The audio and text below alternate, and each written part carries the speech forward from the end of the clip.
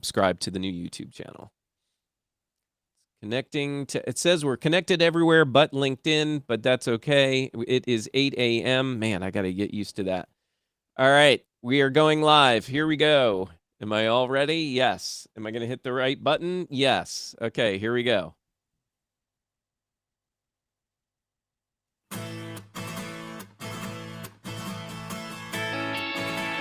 Good morning, podcasters. Today is Monday, May the 4th. Be with you. 2026, and today, creator monetization gets honest as we explore why so many talented podcasters stay broke despite consistently creating great content and what it actually means to turn attention into income. So if you're listening live on Clubhouse, hit the share button top right-hand side of the screen and share it however Clubhouse lets you. And if you're catching us via podcast, YouTube, LinkedIn, etc., please share this with a fellow podcaster. And now give us about 30 seconds and we'll get things rolling. Thanks for being here.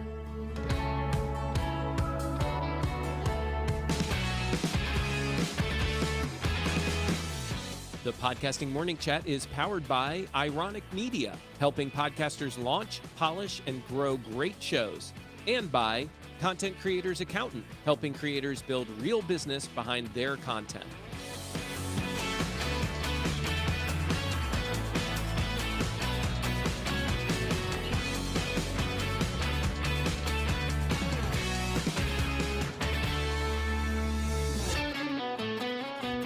Good morning again, Podcasting Morning Chat. Thank you so much. Oh, Podcasting Morning Show. Thank you so much for being here. I am your host, Mark Ronick, and currently on stage with me, my co-hosts, DR Fay, Ralph Estep, Alex Baelish, Sid Meadows, Jonathan Howard, and BC Babbles. You can learn more about them at podcastingmorningshow.com/people. I knew I was going to say Podcasting Morning Chat. I tried my hardest not to do it, and I did it. Oh, well, I think that's probably why I did it, because I was so focused on not doing it that, yeah, it just came right out. Are you still writing 2025 on your checks, too? No, I'm not. Okay. I'm not doing that. I'm not doing that anymore. And I don't write. I haven't written a check in I was just I don't about know to how say, it's been about 10 years since I've actually written a check. But I know what you mean. There are definitely times where I was dating the old rundowns early in the year with the wrong year. Yeah, that happens often.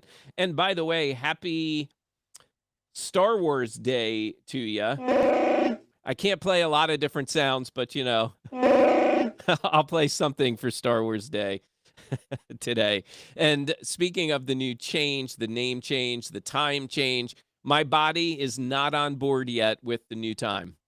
I was up since about 4 o'clock this morning, woke up naturally, and I was just laying there, not tossing and turning because I didn't want to wake my wife up, but I was just laying there for like a good hour plus, trying to teach my body, this is the new time, get used to it. You can sleep a little bit now. So we'll see how that goes. Hopefully it gets a little better each day. Me too, Mark. I'm right there with you. But I used that time in the gym. I added another set to the weight training, so I made the time useful. I'm glad you did. Glad you did, Ralph. Yeah, I got more of a workout in, a more thorough workout in this morning than I normally do because I had more time to play with this morning. Yeah, so we'll see how it goes. Hopefully this new schedule is going to work for a lot of people. There are some new people in the audience here on Clubhouse that I know this time change has lured them over here. So that's a good thing. And I expect to see more of that as we go here on the Podcasting Morning Show. And also, I was going to hit the wrong button, Ralph, but I'm trying to avoid the jingle. Do you want your podcast featured on the Podcasting Morning Show? Submit a 60-second clip about your show, something that gives people a real feel for your podcast. If we select it, we'll play your clip. It's fine if it's audio or video. On a future episode, we'll share what stood out to us and introduce your show to our community of podcasters and creators. Submit your clip now at podcastingmorningshow.com/spotlight. And all you got to do, what I'm encouraging people to do is avoid just providing a random clip from your episode. Because I just think that we're playing these more like commercials, if you will. right? So we want people to really get a sense of what your podcast is about. And yes, hopefully your clips are doing that for you. But I just feel like for what we're doing, we're going to first try with you, the host, giving us a 60-second spiel about your podcast, who it serves, how it's helping them, where and when we can find it, etc. Like a trailer? Yeah, similar to a trailer. Although Okay. sometimes I know people will play a montage of clips with their trailers, but yeah, more like the traditional trailer that you'd see. We just want to try to keep it to around 60 seconds, which Ralph, I know you had said was challenging. You were practicing yourself just to see what it would be like for a content creator to submit, and you found it challenging to keep it within 60. I did, but I'm a pretty verbose fellow. But I was able to narrow it down to each of them. So it was actually great because I went back and redid all of my trailers. Because when I went back and looked at my trailers, man, I was a lot heavier then. So I re-recorded them and did new videos, and we're posting those this week. So it was sort of a good exercise for me because I just look a lot better now. Congratulations, Ralph, on all the weight loss. It's awesome to see. And like I've said, you've shared some older content with us in the past, and it just blows me away the transformation that you've gone through. So, yeah, kudos to you. Congratulations to you, sir. All right, so that's the Spotlight series. Hopefully, you are interested. This is no cost to you to do it either. It's just a service that we're providing to our community. So, if that's of interest to you, you want to try to get more eyes and ears on your podcast, I think that's a great way to do it. So it is Money Monday, which means we're handing the reins to Ralph. Next week, we'll be back with our Obsession Worthy podcast series. More to come on what that's all about. But Ralph, what are we getting into today for Money Monday? Oh, fantastic. And welcome, everybody. Good morning on this new time. It was nice to be up and the sun was already up. That was a beautiful thing. But yeah, today I want to start off with a true or false question. And I want everybody to chime in with their responses to this. And here's the question. If you make great content, the money will eventually come. That's the question. If you make great content, the money will eventually come. Who believes that's true? Who believes that's false? And who believes it's somewhere in the middle?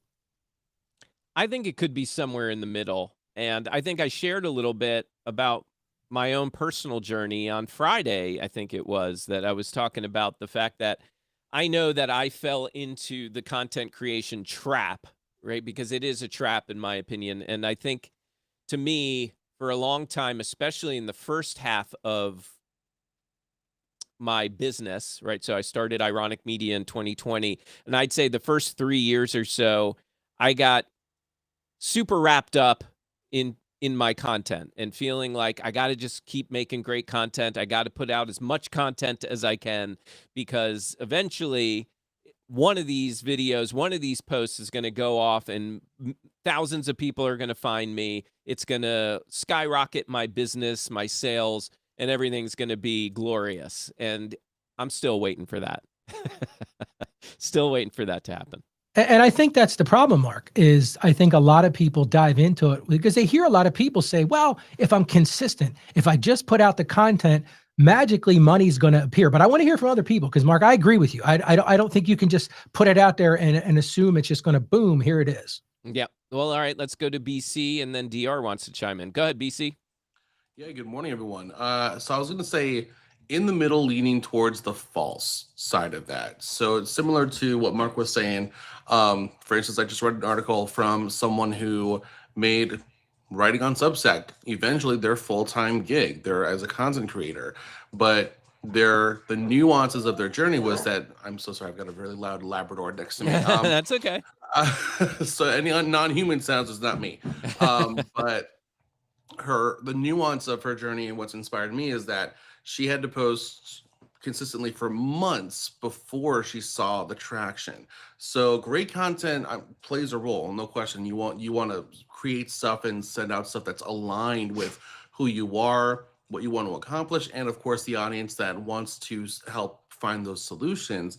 But it's, I think, about putting so much of yourself out there consistently that's aligned that eventually the algorithm of whatever platform you're on simply says there's no question about it, this is the person for that, and so therefore the audience is eventually shown their way to you. Thank you, BC. Fair point. And I want to keep it moving and go to DR. DR, what say you? Well, I'm going to say not necessarily. Um, you can have the best content in the world and still not be on people's feeds, still not get that traction, still not get those eyeballs or earballs. And that's why, you know, organic discovery and also paid discovery. I mean, let's face it, paid discovery is valid. Mm-hmm. I think it depends how you're using it, right? Like I'm not going to say any way is invalid, but I know that, like, for example, and maybe Jonathan can chime in on this if he wants to, but I know that oftentimes we as creators are discouraged to boost posts. Boosting posts on platforms like Instagram, for example, where you can just pay to have that post seen by more people, right? Get more visibility on it. But what I have found and what others have found is that, yeah, it gives that post a boost, but it doesn't do anything for content after that, new content that you're Now, putting see, out I there. was thinking Don't do it. of oh, I was thinking of advertising on players, like those banner advertisements on players, like Overcast, and because you can advertise your podcast on the podcast players. Yeah, I think true advertising like meta ads or like a service like Overcast Mhm. where you can advertise on other platforms, I think that those are great ways to do it if you have a Yeah. budget for it. Yeah, I exactly. want to interject something though, because I'm worried we're taking this in a direction that I'm concerned about. Yeah. Okay. And I don't think it's just discovery. So I Mhm. want to make sure we're not just talking about discovery, because it's one thing for people to know you're there. It's another thing, does that put money in your pocket? So I just want to add that to Yeah. our conversation as we go, because it's real easy to revert back to that discussion of, well, I got this many downloads, I've got this many completion rates. That's great, but you're still going to be broke if it's not giving you any money in the revenue bucket. So I want to continue the conversation, but I want to steer it a little bit, Mark, Yeah. because my goal was to get to what works to actually drive revenue dollars in the door. That's fair, and I appreciate you jumping in. And Gabe in the chat says there's been zero traction with ads in his past experiences. And Gabe, I know that can be a thing for a lot of people too. And I think that it's also about knowing really how to do it, right? Like meta Mhm. ads makes it seem easy, but once you start using it, there's a lot you have to know about it. That's why I brought in somebody to my team at Ironic Media who really specializes in that. Because I know that, sure, I know a little bit, but I think I know just enough to be dangerous and not in a good way.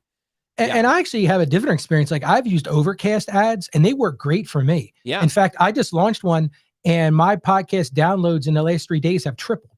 So, Wow. there is, but again, is that putting money in my pocket? That's a different discussion. Can I get more people to download the episode? Can I get more people to listen to the episode or watch the episode? Yes, but does that put money in my pocket? Fair enough. And Jody in the chat, maybe you can read it, Ralph, because I'm having a hard time. Jody is actually an old friend, an old Clubhouse friend for that matter, but she's actually over on YouTube right now. Ralph, can you read that? Are you able to? I'm trying. Hold on a second. It says, I see my responses are doubling up. No, not that one. Sorry. All I see is hi, Jody. I got it. Oh, you got it? Okay. I got it here. Sorry. It's just that it was getting cut off on my monitor and I couldn't read it, the whole thing. It says, I think it's more about the community, your super fans, somewhere in the middle. The content needs to be good, but there's no guarantees. Yeah. Thank you, Jody Krangle. Appreciate that. And Alex, I saw you wanted to chime in as well. Fortunately, Ralph hit the nail on the head. The fact is, if you have nothing to sell, nobody's going to buy it. I don't care if you have a bazillion downloads or not. It doesn't matter if they can't pull the trigger. Whether it's a sponsor, whether it's merch, whether it's whatever it is. If you start, and I know this might be, people may like this, may not. Downloads are important. Don't get me wrong, but that's not how you're making your money. You're making your money through sponsorship. You're making your money through product. And I know too many broke podcasters that are quote unquote successful and they don't have any money. Why? Because they don't have anything to sell. And you have to, that's the problem. People want a podcast, but they don't want to make it a business. And when it comes to discoverability, how many times do you talk about your podcast a day? How many times do you actually talk to people about what you sell? And I think that's the biggest problem. A lot of times podcasters just are afraid to talk about it. It's like a secret. Well, don't make it a secret. Be the podcast person that you want to be. And give them a reason to earn for you to earn their dollars. I think this is very fair. By the way, shout out to Rich Perry and Jason Sircone in the audience as well, my business partners for Empowered Podcasting. Very cool to see you guys here at 8 a.m. I know that, again, as I said, we're going to probably start seeing more people joining us in the mornings now that we've bumped up the time to 8 a.m. And I see our video chat is also, or at least our video viewers are also up from days past when we were doing it at 7 a.m. So that's really cool to see. Thank you. And Mark, I want to applaud what Alex just said. I was just going to say, Ralph, I saw you Oh my applauding. God, Alex, if you were close, I'm going to put a big hug around you because you're right. That is precisely where I was trying to go with this. If you don't have something to sell, if you're not offering a service, you are never going to make any money from your podcast. Now, that said, there are a lot of people out there that are podcasting as a hobby. That's cool. That's not what I'm talking about today. But I just say, Alex, fantastic, very brilliant observation, because the thing, as I work with more content creators, I'm finding is people feel icky about promoting themselves. And guess what? If you don't promote yourselves routinely, no one is going to buy your stuff because you need to reinforce that and say it. But the thing is, Ralph, you have to have something to sell. And that's the biggest thing. And I look at, because you got Billy in the room who got a huge sponsorship deal, and he had like two, he wasn't as quote unquote successful for his fishing show, and he got a sponsorship deal because he knew the deal. And by that you mean really just like, it wasn't like he had tens of thousands of downloads. No, he didn't have tens of thousands of episodes. He had less than, if I'm mistaken, and you can put it in the chat, Billy, I think it was like less than 200 or 400 episodes. And the other thing is, even if you do have this stuff, it still may not work. My What Is From cast, we had posters, we had shirts, we had all this other stuff. And it was hard. It was still hard. And we had stuff that were numbered, that were, again, it was a niche podcast. But I do believe that the biggest problem is, and this is what people have to understand, whether you're a nonprofit or for-profit or whatever it is, you have to build to pulling the trigger to something. So if you have this podcast, even the podcast morning show, we are building to something. What is it? The conference. Everything is towards that. And I think that people have to map out their episodes and their year a lot better. And I'm saying this when I'm in a glass house and I need to do this for myself. What is the goal, the eventual goal of what you're trying to do with the podcast when it comes to monetization?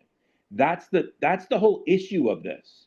Actually, Alex, hold on a second. I want to take it back one step though, because I think it's bigger than that. I think there's an intentionality in asking, what is your audience? What are their needs? Because maybe the issue where merchandise doesn't work is because your audience doesn't want merchandise. So you've got to really lean into, what is my audience coming for? What are their pain points? What do they need? That's where your offer is going to work.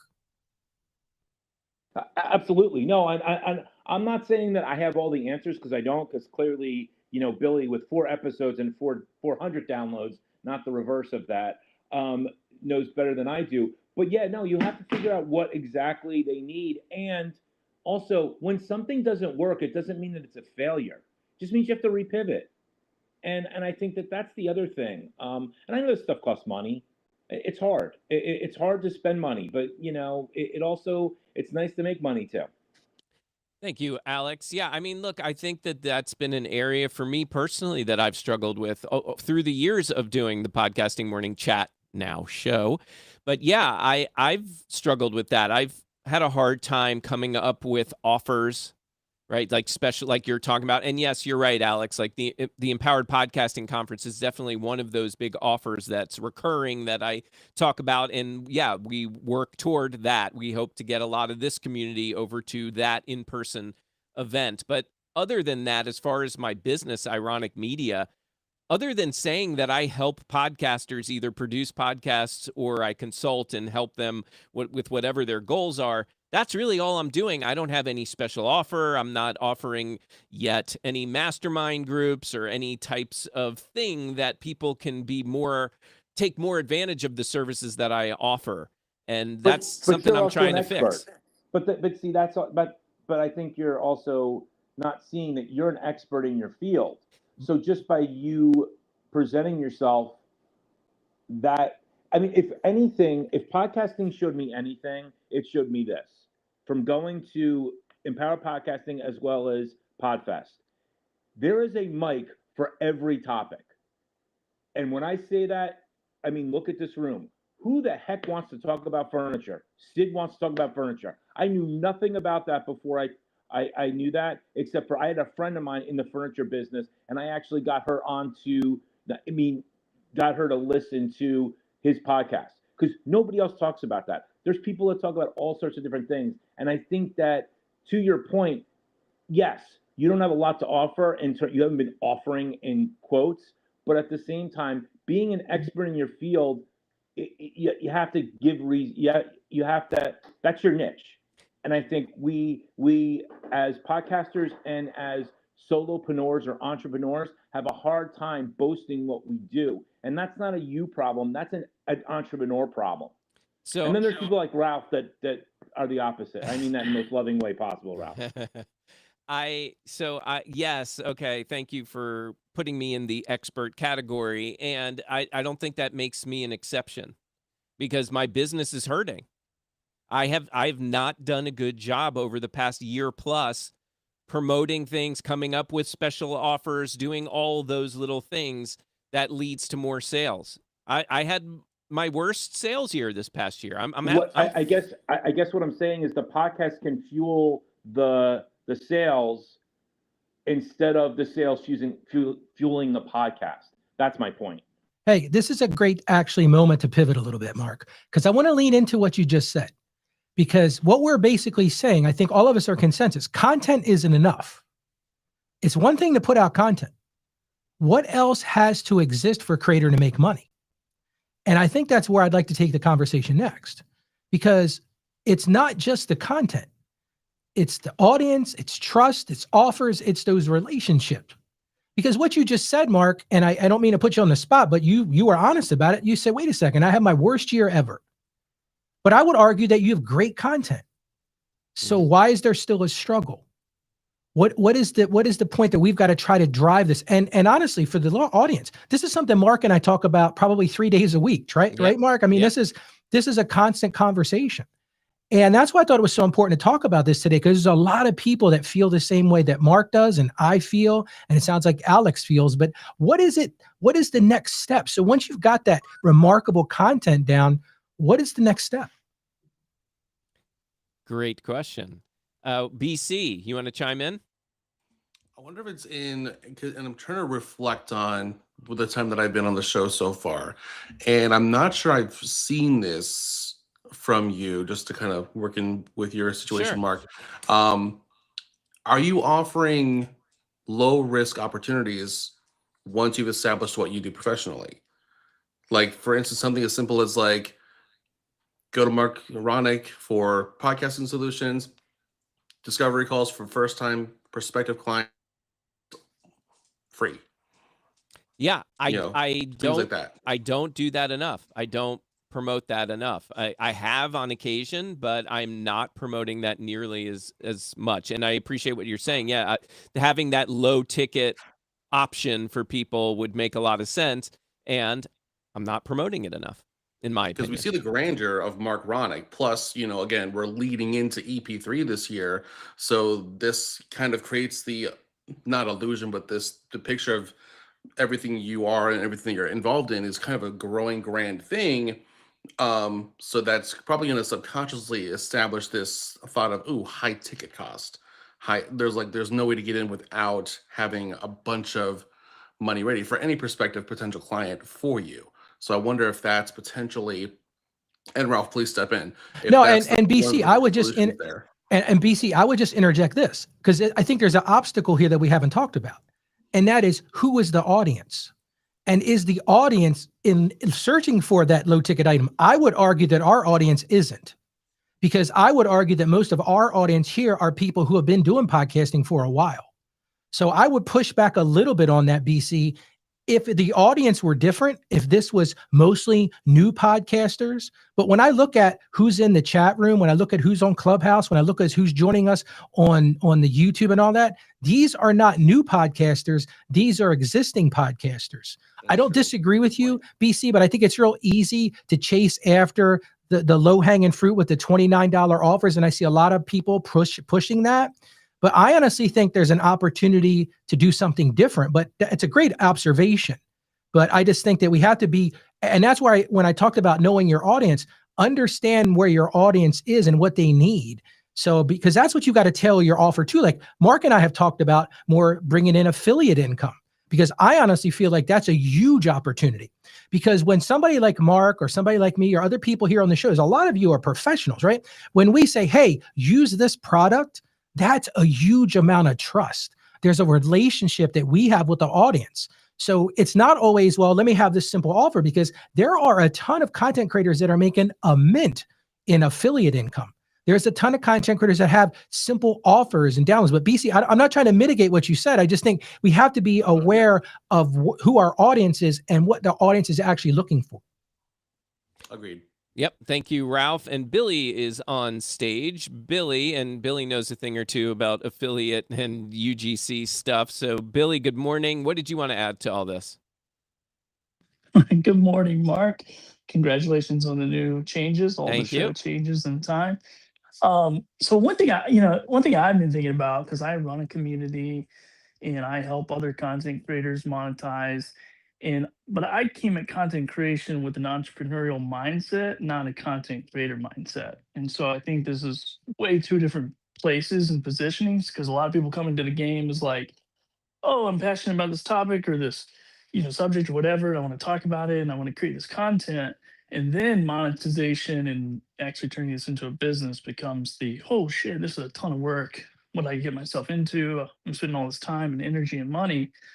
And so I think a lot of content creators, especially the ones I work with, there's all this scale conversation, but they have no skill. So it's like a lot of content creators need to press the pause button and get skill so they can scale. And it drives me insane to hear podcasters get on this show, get on other shows and say there's no opportunity in this, market. Nobody wants to sponsor my show. Nobody wants to do anything. But and then they look at me, no offense to you, Alex, but they go, well, look what Billy's done. He had 400 downloads in 4 episodes, but you didn't see the 2 shows I started before that failed. You didn't see the 15 years I put into developing sales skills so I could actually craft a pitch to go to companies and pitch them a different opportunity that was frankly different than what I was offered in the podcasting world. When I got into podcasting after 2020, I got into it as a business and was told by people who've been doing this for 2 decades, you can't do this as a business. You got to do this for 5, 10 years. You got to eat beans and rice and kill your family and sell them to, people in different countries. It's like I was told the Wow. craziest stuff that you can never monetize as a podcaster. And you know what? The only difference between me and people who didn't make any money in content is I didn't believe the blogs and the vlogs and everything else. And every guru I listened to, and sorry to be on a rant here, but every guru I listened to that was a podcasting expert that said you had to have 10,000 downloads per episode, they had all one thing in common: a full time job. I didn't have that luxury. I lost a business in 2020. I need to start another business. And so I think there's a lot of excuses in this game. And if somebody like me, who had no real presence on the internet, can come 5 years ago and make 6 figures year after year in profit, not what the business made, not what I made, I'm talking in profit for the business, then I think anybody can do it. And if you've been in this game for 10, 15 years or 5 or 6 years, there's not really a problem probably with your content. It's your other skills that are lacking. So it's like, I hate when people just put me on a pedestal and go, "Oh, Hey, Billy wait, did Billy, this." Billy, Billy. No, it's okay, Alex. No, I no, mean, no, it no, no. Let happens. me just You're say not the only this. person. You're No, not no, the no. only Listen, person. I would But say it's a this. lot of work, is all I'm saying. What I wanted to say was you knew what you were doing and you did it. You did the work. I wasn't trying to say you're a one hit wonder. I'm Right. saying you understood the game and you know how to play the game. That was my point. By no No, means, I no no no no no. What I did was made 500 sales calls and got told right. no 499 times. That's what I did. That's the work that people aren't willing to put in, but then they want to cry because they put so much work in on editing, but they can't Right. get a sponsorship deal. I Right. understand. No, I'm just saying you put the work in. That was my point. It wasn't that you just were an overnight success. No, I know, and I don't want anybody to think that I think, oh well, just Billy just woke up one morning and did it. No, I know you bust your butt every day, and that was what it was more praise than it was what Sid usually gives you. And see what Billy said there is exactly where I was trying to go today. What Billy is saying, and Billy, fantastic way to say it, dude. Refine your skills. Be intentional about selling. That's the thing. I think a lot of content creators build attention, they build these relationships, but they haven't built the value. They haven't understood what it's like to have a mentality as an entrepreneur. And Billy, you nailed it. There are a ton of coaches, there are a ton of people out there in the podcasting and content world that are talking about, well, just keep on doing content, just keep on bringing up your content. But if you're not learning how to sell yourself, if you're not learning how to sell those things, you are going to have a ton of followers and you're going to be friggin' broke. That's what's going to happen. And so, Billy, dude, I commend you for what you said, because what you said is, I'm going to do the hard work. I'm going to put in the time. I'm going to run this like a business, because I got to put food on the table. And I think a lot more content creators, if you're in this for a business, you got to think like that, Billy, because you're right. Who we see doing content creation a lot of times, this is a sideline thing. This is a side hustle. If you want to be serious about it, then you got to take your approach and go get that sales training. Go spend time understanding how to make money, how to build value, how to sell yourself, how to hear no, like you said, 500 times, Billy, but keep on doing it. So, dude, I just commend you for what you've done. That is a brilliant observation.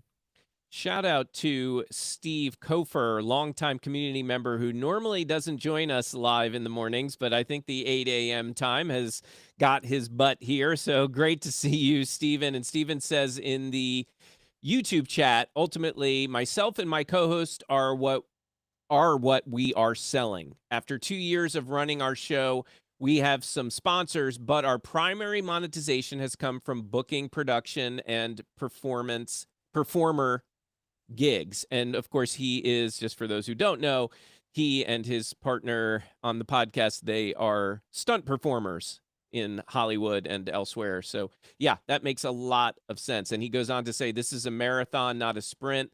Like Billy, we went into this to be a business and push our brand. Our business is much larger than the podcast. Good to hear that, Stephen. Thank you. And Sid wanted to chime in as well. Go for it, Sid. Good morning, everybody. Good I morning. thoroughly enjoyed Billy and Alex. So glad it wasn't me, because it's typically always me and Billy going. Yes. It's, I Keep thoroughly keep enjoyed talking, that. Sid. I can make your dreams come true. I'll remove you from the stage. Don't worry, I have that power. Um, so this has been a really fascinating conversation on a lot of different fronts, right? But there's a through line here that Ralph touched on a minute ago. And when I was at the Uprising event, there were a lot of people asking me about my podcast, and I was sharing what I had done. I was sharing my monetization strategy, how I did it, and I was just a lot of really great questions. And so, but when people ask me about this, and I talk to them, and I ask them follow up questions, who's your audience? A lot of times I get blank stares. Like, tell me who your audience is. What are the problems that they're dealing with? And then how does your show solve that problem? I think so many content creators, especially podcasters, miss that. That's the core of what you're doing, is knowing who your audience is, what are the problems that they have, and how does your show solve those problems. And when you can articulate that and really understand it, then you immediately know who has products or services that they could use. And if you know all of that, and then identify the people who have products or services that they could use, that's your sponsorship pool of people. Go get sponsors that provide a solution, if you don't, to what your problems are that your ideal listeners deal with. And I think that's just basic foundation stuff that you have to get covered. And I see your buddy Billy is agreeing with you here, flashing all sorts of fire emojis. So nice to see you two agreeing. And yeah, great points, Sid. Ralph, did you want to Yeah, reply at all? and I just think that Sid, yes, I agree with you. So let me ask you something else. How many of you have spent years working on content before thinking about monetization? Because I think that's part of the problem here too. I think that you've got to start out with the end in mind. And before you record a thing, I think you need to think through, what does this look like? Why am I doing this? If you're doing this for monetization, then you got to change your entire trajectory of what you're doing. Because if you don't have an audience, then just going along with what Sid said, let's say you're starting out, you don't have an audience, but you realize there's a need, and you have to build the audience around the people who have that need. So that's the thing. Like, I think you got to start off with, at the front end of this, what am I trying to accomplish? If you're trying to go out there and get a bunch of vanity metrics and downloads, that's fantastic, but you're going to stay broke doing that. Jonathan, you're off mic. Did you want to chime in, or is that an accident? Oh crap. Well, I will agree with what Sid was saying. You got to get the foundation for the business and treat it like a business. It's a business set. And then if you have something that you offer that can solve the problem, make sure that you talk about it during your podcast. Cause I mean, I started making money off episode 1 of my podcast because I offer it's part of my offerings, and that's something I talk about almost every episode. You can get this from me. It's in every show note. So it's a great way to just start monetizing right off the bat if you have that solution for that problem. Hey, Thank you. Jonathan, let me follow up with that and ask you a question. So why do you think creators avoid the business side? Because you just said it. You said, listen, I intentionally went into the business side, but I think a lot of content creators avoid that. Why do you think they avoid that? I think a lot of content creators, it's not that they're purposely avoiding, it's that they're not understanding how things go, what the real lineup is of how things go. Like, you've got to figure out who your people are. You've got to figure out what problems you need to solve. You need to make sure that your podcast is speaking to those issues, because a lot of people, they want to talk about something, so they talk about something, and then they don't have a product that supports that something that they're talking about, and it just doesn't line up. I agree with you. They And I like to think create pretty things. Oh, I agree with you, Jonathan. And I think that's because a lot of people buy into this belief, well, if you have a passion for something, go talk about it. And then all of a sudden, people are going to throw money at you. Yeah, if you build an audience of several 100,000 people, then you might be able to make money with ads, but that's just a race for the bottom, in my opinion. You want that But CPM for every $1,000, every 1,000 downloads. I'm gonna come to you in a second, Alex. But I just think that you're getting into a situation where you're just trying to play out how many people can download my show so that I can get 20 cents per thousand or $20 per thousand, whatever that turns out to be, and you're just chasing the bottom for this passion. But if you're really looking to make money with your content, then you got to have a different approach. Alex, did you want to chime in? Yeah, the problem is they don't know how to do it. Okay. You know, Billy made a really good point. Running a business, being a it's really easy to collect a check every week, isn't it? You know better than anybody, Ralph, when you see all your clients. It's really easy to be a W 2 employee. It's hard being an entrepreneur. And that's the reason people don't know how to ask, and they don't want to be rejected. They need to go buy a book and figure it out. And I'm not talking about anybody in this room. I'm talking about myself, because I've been an entrepreneur my whole life, and it's hard getting no's. And that's the problem, especially when you have a podcast that's very close to your heart. Like, if it's a cause or something else, and then somebody's going to tell you no, that's like a child that they're saying no to. So it's not as easy as this or that. the bottom line is you got to start pounding the pavement, kissing the babies and shaking the hands, and come up with a plan to talk to people. I agree, Alex. That is a brilliant observation. And this is the case with not just content creators. I see this every day with clients who maybe you are a good plumber and you decided, I'm going to start my own plumbing house. I'm going to start my own plumbing company. But if you don't have that entrepreneurial mindset, if you don't have that intentionality at the front end, that's why people struggle. And that's why people love the W-2 job, because they don't have to think outside the box. Well, guess what? If you're going into content creation to make money, for you got to start thinking outside the box. And you've got to have an intentionality that I need to go get sales skills. I need to go get business skills. I need to go get those entrepreneurial skills.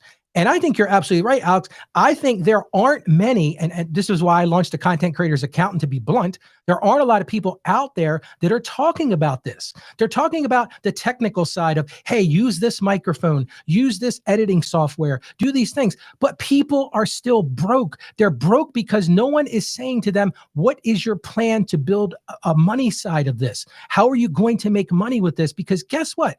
I truly believe most people burn out in podcasting. If they're looking forward to do it for money, I'm not talking about hobby. They burn out because they're not getting anywhere with it. The money isn't coming in because they bought into this approach. Well, if I just put content out there, I'm going to be the next Joe Rogan. I'm going to be the next Mel Robbins, and I'm going to make millions of dollars. Well, guess what? Those people busted their rear ends to get to that point. And you know what they all have in common? They have an entrepreneurial backbone. They went out and found the people to show them how to make money with their content. I'm sorry, I'm getting a little bit charged up, but this is a passion for me because I see how much time and effort and love and all the blood, sweat, and tears people put into their content, and they're still broke because no one has said to them, hey, what is your monetization plan? How are you trying to build money with your content? That's great. You can talk on a microphone. That's fantastic. That's not going to make a nickel for you. What is your monetization strategy? And Alex, I think you're right. I think it's a lack of knowledge. I think people just don't have the knowledge. I think some of it's fear too, because I think a lot of people are fearful. And I'm going to stop talking so other people can talk. But, I think it's easy to hide behind the content. It's real easy to say, well, I'm going to come up with these topics for this week. And if I just keep doing it, the people are going to come and going to start throwing money at me. Listen to me. They're not going to throw money at you. You've got to have an intentional monetization strategy. And everybody's is different. What feeds you might not feed me, but have that strategy in place at the front end. I'm using that to do a transitional sound instead of the usual whoosh in honor of Star Wars Day. Hey, do you want more visibility for your podcast or your business or your brand inside of the empowered podcasting community?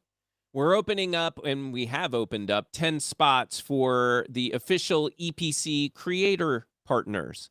So as a creator partner, your content will be shared on Empowered Podcasting's social channels. You'll be featured in an interview on Empowered Podcasting Live, and your podcast or business will receive visibility through the Empowered Podcasting Conference event signage, our website, and other conference materials.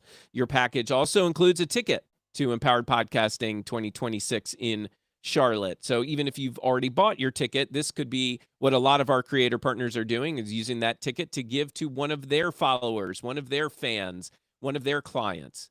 So this is for creators who want to be more involved, more visible, and more connected as we continue growing EPC.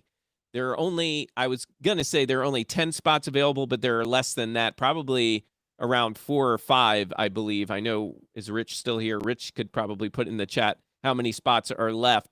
So contact me, mark@ironicmedia.com, IRONICK, and we will get you all the details. We'll hook you up with Rich, or just go to empoweredpodcasting.com/sponsors, and you can fill out the form that pops up there and be a part of the creator program, or at least inquire about the creator program.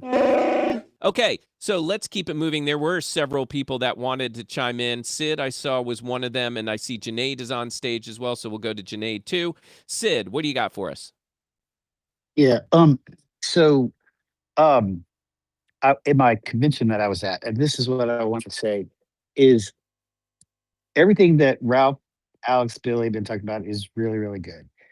But what we have to stop is the people spreading the misinformation. There's so many people spreading misinformation about what you can and what you can't do with your podcast.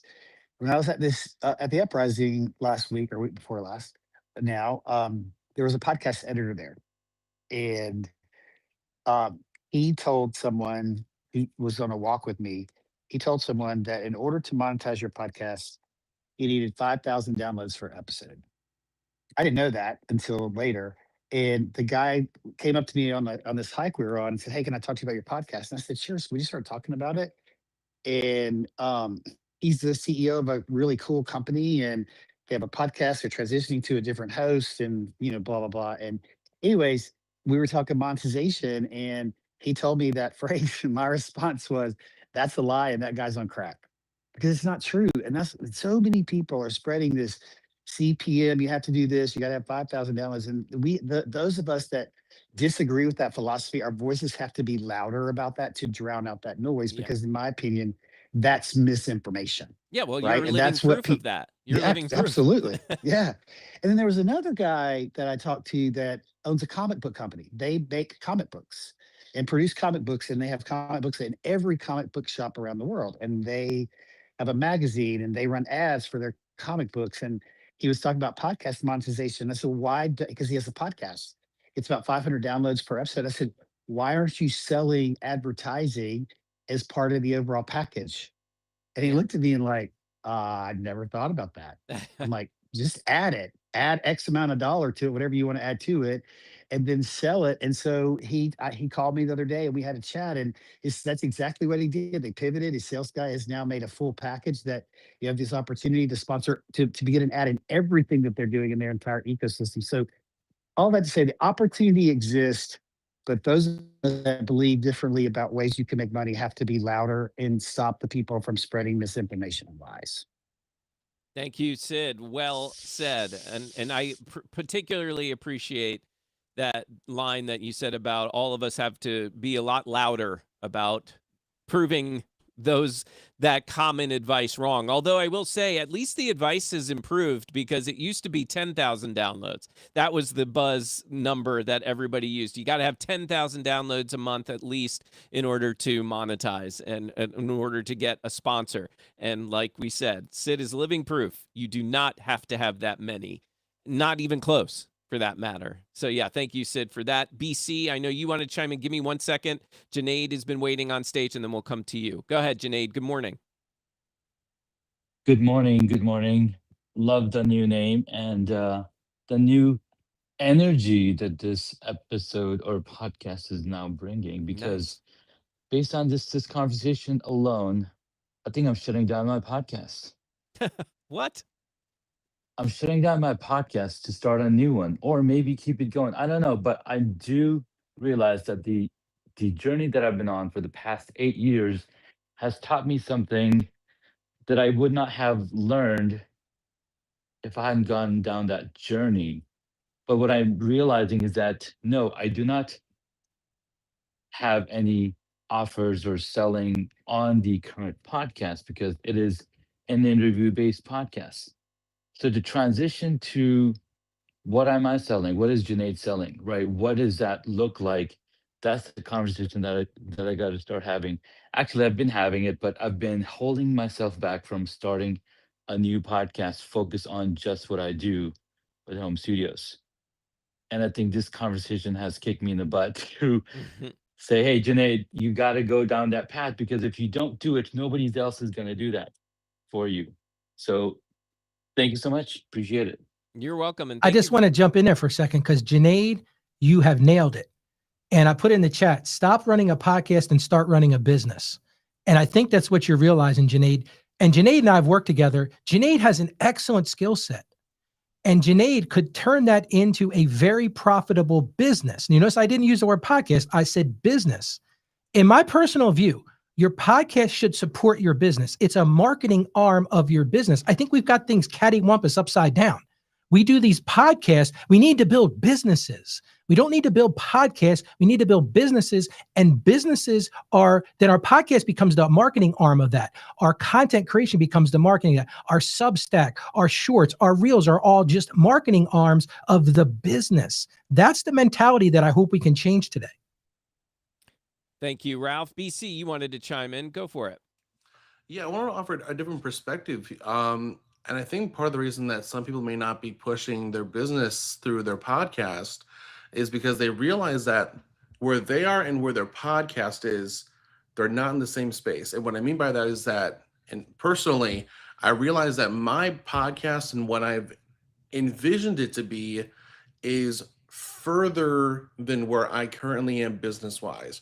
So the predominant part of my background is marketing. I just came out with my master's. I offer content strategy and different service management or different kind of media management. But it was suggested to me actually at EP2 last year that I turn my show into a marketing show to better sell my marketing services. But I found that when I contemplated the idea of turning my show into a marketing show, as opposed to an entrepreneur's source for business news and market pivots and all those things, I felt it was too much of a size down for the show. And it was after some contemplation that I realized I have a desire for a pivot personally and professionally to elevate from marketing into more of a network and partnership advisory kind of role, because I found that I love to not only network and meet a bunch of new people, but when I find people that have collaborative opportunities, I like to connect them and I like to vet opportunities for them. And so I kind of realized that somehow my show is further ahead in my career than I currently am personally. And so that kind of obstacle for me is that, well, I don't want to reduce what my show is to just marketing if I'm finding that it's actually further along than myself, if that makes sense. Yeah, that does make Use sense. a lot of hand gestures to try to make it make sense. Yes, if you're watching on video, lots of hand gestures coming from BC. Yeah, and I can relate. My hands are flying all the time when I'm sharing. Yeah, Ralph, I'm coming back to you. Yeah, I just want to say this. I think the thing we have to realize is great content builds attention. We have to start there. We got to have great content. But attention alone isn't going to create income for you. I love some of the things that like Jody Krangle put in the thing. She said that's what I have my podcast for, to support my business. After all, people don't care about sound. They're not going to hire a voiceover talent. So that's what Jody's done. She's already understood that you got to go and find, what do people need? What do people want? And you build your brand around that. It's not just attention. Income comes from intentional value. And that's the one take I want to give everybody today. What is the value you're giving to your listeners, to your viewers? Most creators don't fail because they lack talent. They fail because they never build a business. And that's what we need to do. We need to change the perspective here and start building a business and start thinking about, what is my business first? Once you lay out, here's my business, then you build the content around the business, not the other way around. I think that's the problem. A lot of people build their content first and then they build a business around it. I think you've got to flip the script and you got to build your business and you build the content around it. Just think about if you went and opened up a hot dog stand today, right? You wouldn't start a hot dog podcast probably, right? But what you might do is you might have an intentionality. Well, I need to start talking about hot dogs and how great they are. And there's different styles of hot dogs. And if you go to Chicago, you get this kind of hot dog. But that's not your intention. Your intention was, I want people to come and buy my hot dogs.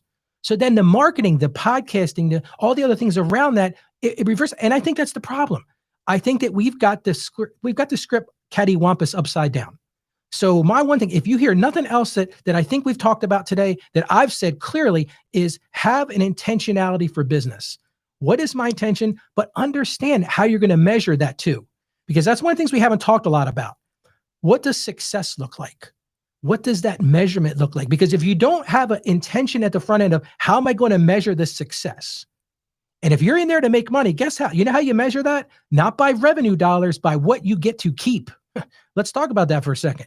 It's what you get to keep. Because listen, you can go and build a ton of content. You can advertise the hell out of stuff. You can all those things. Well, you can spend and spend and spend. And maybe you're bringing money in at the top of that in revenue dollars. But I always challenge content creators. Okay, that's great. That's fantastic. You made $10,000 this month. What did you keep? Well, not much, Ralph. There's the problem. That's part of your intentional strategy as well. And I know I went a little bit haywire passionate today, but this is a passion of mine because I see so many people struggling here. And they don't have to struggle so much if they would just sit down with somebody you trust, sit down with a coach. Because here's the thing, you don't see it when you're in it yourself. A lot of times you've got to bring somebody else in and say, hey, look at this for me. I'm working on monetization audits with content creators right now. And just like Sid said, he mentioned this to his friend, that he's going to start doing advertising or start doing sponsorships. Sometimes you don't see it because you're living in it. So challenge yourself. Go ask other people, how would you monetize this? What are the different things I should do? But have an intentionality in that. Thank you, Ralph. Way to take it home for us. Yeah. Mark, Yes, Mark, go ahead, can you Alex. please go to Jonathan? The poor guy's been waiting like since. Thank you. I 7 appreciate o'clock. you seeing that. Go ahead, Jonathan. Did you have something? It's all good. I was just going to say, most content creators fail because they're not remembered. And I think that's something that's really important. You got to put out value, but you have to be memorable. So that's Yes. So that's really important. yeah, that's kind of like to Ralph's first question, is it, I guess you're kind of falling in the middle in the sense that good content does matter, right? But also, so does making sure it's a business, right, Ralph? And the other side of that, and that's why we're going to have a talk next Tuesday with a publicist, because that's exactly where I was going, Jonathan, is I have realized in my own content, that's great. I put out good content. I'm very skilled at what I do as an accountant. But if I'm not building the personal brand, then it's not going to help anything. So that's why we're going to actually be talking to a publicist next Tuesday on the show. And she's going to talk about how do you build that brand? How do you build that remarkable personality that people want to come and listen to and people want to build that trust and build that value in you? Thank you, Ralph. And tomorrow we are going to be opening the mailbag, discussing different ideas around growth. So I think that's kind of appropriate considering what we're talking about today. And we've got several podcasters talking all about growth and wanting our opinions on. So we will jump into that tomorrow. And if you are enjoying today's show, have been enjoying the Podcasting Morning Show for some time, wherever you fall, and maybe you fall somewhere in the middle, if you're open to it, consider supporting the show. Go to podcastingmorningshow.com/support, and you can make a little financial contribution toward the show, and we'll put that money right back into the show to help make it even better than it already is. So consider that, and consider joining us tomorrow, 8 a.m. Eastern, as that is our new time every Monday through Friday. Come join us at podcastingmorningshow.com/join us. And until tomorrow, make it a great day, everybody. Take care. And thank you again, Ralph.